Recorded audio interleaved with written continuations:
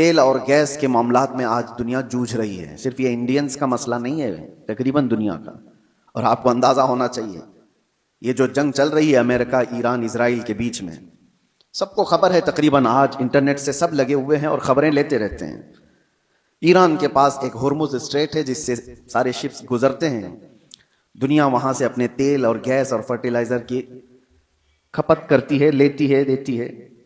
لیکن حیرت کی بات یہ ہے پوری دنیا وہاں سے جو ٹریڈ کرتی ہے وہ صرف 25% ہے، 75% نہیں، 25% وہاں سے تیل دنیا کا آتا ہے.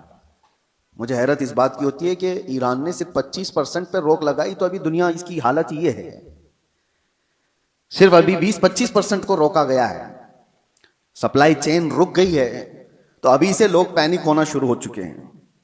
یہ تو ابھی آپ کو اندازہ نہیں، چند دنوں کے بعد جو حالات آنے والے ہیں اللہ ہی خیر کرے. شاید ہم لوگ لاک ڈاؤن سے بھی بری حالت کی طرف جا سکتے ہیں، اللہ بچائے. یہ تو صرف 25% پر اگر کسی نے روک لگائی ہے تو دنیا پینک ہو رہی ہے. میرے عزیزوں، وہ وقت آئے گا، میرے آقا صلی اللہ تعالی علیہ وسلم نے جو قیامت کے قریب ہونے والی نشانیاں بیان فرمائی، اس میں سے بڑی نشانیوں میں ایک نشانی یہ بھی ہے کہ قتل اور خون ریزی بہت بڑھ جائے گی، اتنی زیادہ کہ ایک باپ کی اگر 100 اولاد ہیں تو 99 مر جائیں گے اور ایک بچے گا.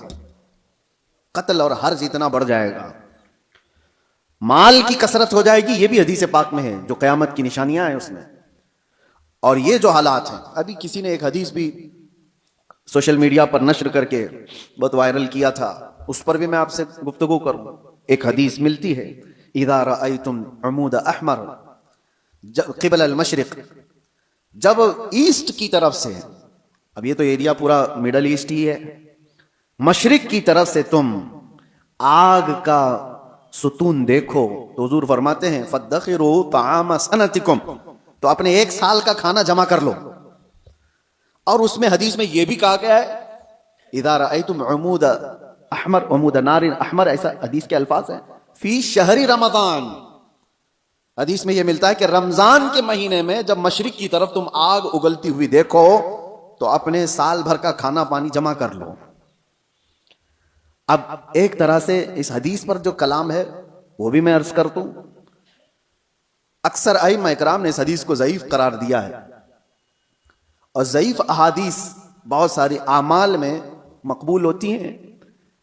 لیکن جن ائمہ نے اس کو ذکر کیا، اب اس کی تشریح ہم یہ نہیں کہتے کہ جس آگ کا اور جس ستون کا ذکر آیا ہے وہ یہی جنگ کے متعلق ہے اور یہی ایران سے نکلنے والی آگ کا ہے، یہ ہم یقین کے ساتھ نہیں کہتے.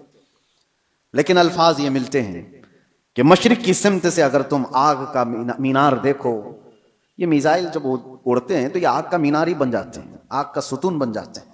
بہرحال بہت ساری علامات ایسی ہیں میرے عزیزوں جس سے یہ اندازہ تو ہے کہ یہ آپس میں دنیا کو تباہ کریں گے، یہ طاقتیں ٹکرائیں گی اور دنیا کو تباہ کریں گی.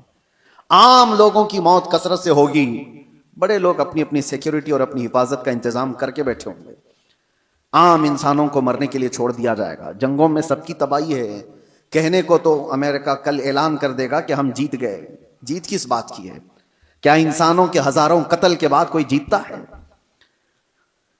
ادھر بھی قتل، ادھر بھی قتل، اور انسانوں کی موت کے بعد ونر کس کو کہا جاتا ہے؟